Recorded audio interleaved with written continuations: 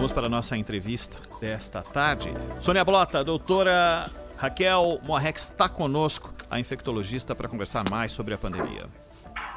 Oi, doutora Raquel, boa tarde. Muito prazer tê-la aqui conosco, não acontece. E eu começo perguntando à senhora que nós estamos discutindo exatamente isso. Alguns pesquisadores dizem que nós estamos na segunda onda da Covid-19 aqui no Brasil. Outros dizem que não saímos da primeira. Qual que é a opinião da senhora sobre isso? Olha, é uma pergunta que todos gostariam de saber. O que a gente tem ainda é um platô muito grande da nossa primeira fase dessa infecção, e aí voltamos a ter um aumento. Isso é chamado para muitos como uma segunda onda. O que a gente pode mostrar é que voltamos, quando a gente perde um pouco a defesa e as medidas de prevenção, a voltar a aumentar o número de casos. Não tem confirmação de ausência ou resolução para depois voltar a aumentar. No momento, ainda estamos andando de uma fase e continuando nela ainda. Zaidan. Zaidan. Diga, Sônia, diga, por favor, você ia complementar. Era só emendando nessa questão, eu queria saber também da senhora se a senhora acha que os hospitais de campanha, eles foram desmontados com muita pressa, se eles deveriam continuar mais um pouco. Então, isso chama-se o contrato, a avaliação. Realmente, a gente teve um período muito longo de platô, com aumento de casos com frequência maior, mais do que o resto de outros países, porque a gente conseguiu fazer um isolamento, uma preparação e uma segurança no atendimento dos casos. Quando você suspende é porque você está ausente, não havia mais casos que pudessem ser utilizados os hospitais de campanha. E também porque os hospitais, os oficiais, começaram a ter uma demanda e uma adequação no atendimento. O problema é a medida de segurança que as pessoas deixam de fazer ou cansam e voltamos a ter um aumento de casos. Eu acho que era o momento de ser suspenso e realmente agora vai ter que ser estudado. Se tiver uma progressão aumentada, vai ter que reavaliar novamente. Diga, Zaidan. Doutora Raquel, todo dia há uma notícia ou positiva ou negativa a respeito das vacinas, né? Então, sim, há informações sobre, a gente falava há pouco, inclusive, da de Oxford, da Pfizer, Moderna, a Sputnik, Coronavac, enfim, e há outras sendo testadas, né? A decisão sobre a mais adequada, ou se é preciso trazer, na verdade, diversas delas, dependendo de aspectos logísticos, temperatura exigida para armazenamento e tal, preço. O que deve pesar na hora de um governante determinar é nesta que nós vamos apostar, é com essa que nós vamos tentar imunizar a população? Olha, é uma corrida, na minha opinião, é uma corrida. Nós temos 10 vacinas em fase 3, e a maioria delas com uma taxa de resolução ou taxa de positividade variando de 60%, 70%, 90%, 95%. Então, é uma corrida de melhor atuação e de melhor resposta. Algumas mais para idosos, outras não teve essa análise ainda final. Mas se você me perguntar o que é o melhor para a população, eu falo que seria todas que conseguíssemos chegar para nós. São várias variações. São variações de terapêutica. Essa variação pode ser por vetor viral, por pedaços de vírus, e resposta por temperatura, que você me falou. Todas elas têm uma logística que vai demandar uma atuação do nosso Ministério da Saúde para implantação e utilização na população. Então, o que eu acho é que quanto mais vacina nós tivermos, vai ser discutido. Eu acho que vai chegar o momento da gente avaliar se uma vai ser mais para o idoso, outra mais para o jovem, se eu vou ter que fazer uma dose de uma, da Moderna, se eu vou fazer a segunda dose da Pfizer. Então, eu acho que vai ter que ser analisado a melhor demanda por faixa e por períodos.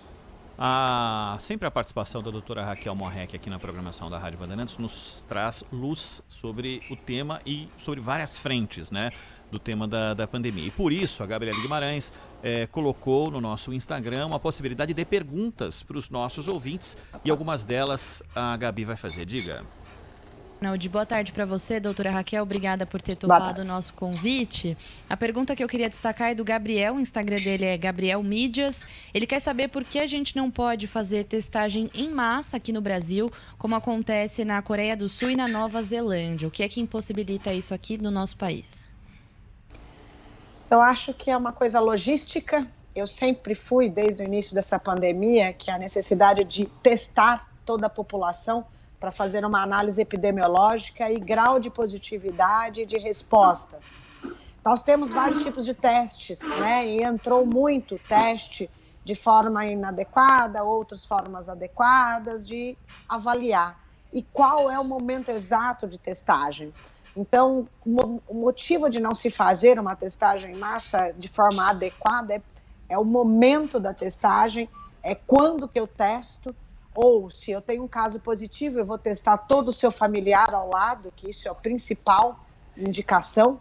Então, se você vai testar todos de uma escola, se você vai testar todos de uma indústria, de um shopping, eu acho que a demanda de testagem é de acordo com o nicho de casos, o aumento do caso dentro de uma região. Essa é a testagem em massa de forma ideal. Então, vocês vão fazer num posto, ou vão fazer numa farmácia e não sabe o momento que está da doença, ele pode dar um falso negativo ou um falso positivo e de forma inadequada essa pessoa vai se achar bem e vai continuar transmitindo. Até nessa linha ainda sobre falso positivo, falso negativo, dúvidas sobre os testes, você pode, por favor, resumir quais são as diferenças, o que o ouvinte tem que fazer dependendo do nível, né, dos sintomas que ele estiver sentindo, e aproveito para emendar a pergunta da Catarina também pelo Instagram. Ela quer saber quais são os prós e contras do teste do tipo PCR. O PCR é um exame que busca o antígeno. E esse antígeno, a gente tem que ter um nível de tempo com ele, para ele poder se apresentar ou manifestar. Então, se você tem um quadro que você entrou em contato hoje ou ontem, se você fizer um teste de PCR hoje, um dia depois, ele pode dar negativo, mesmo sendo uma reação de cadeia molecular com alta sensibilidade e especificidade. É o tempo da busca desse antígeno que ainda está inadequado. Então, o exame mesmo do PCR, ele precisa ter em torno, no mínimo, de 3 dias deste contato, ou que apresente algum sintoma respiratório para ser feito. Fora isso, ele ele pode vir negativo, vamos dizer. Existem pessoas que não têm, ou vão buscar o teste rápido, como um teste mais barato, ou o que consegue, ou na farmácia, tal. O teste rápido, ele é a busca de anticorpos, então ele é uma resposta a partir de 7 a 10 dias do contato. Então, idealmente é que no início, se você fizer, ele não vai dar resposta positiva e você pode estar com esse vírus, e aí ele idealmente só vai apresentar o IgM a partir do 7º e 10º dia. E você já está contaminando quem você está em contato nesses 7 dias iniciais.